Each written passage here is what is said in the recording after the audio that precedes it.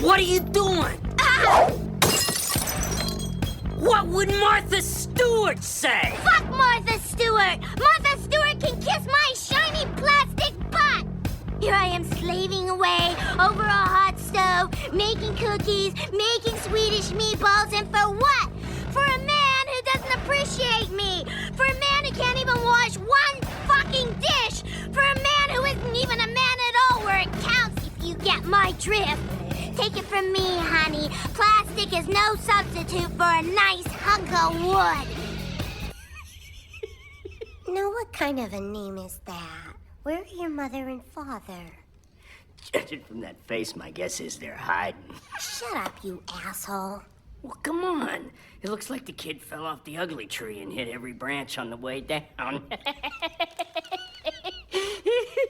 I mean, you gotta feel bad for the parents. I wonder what they must look like.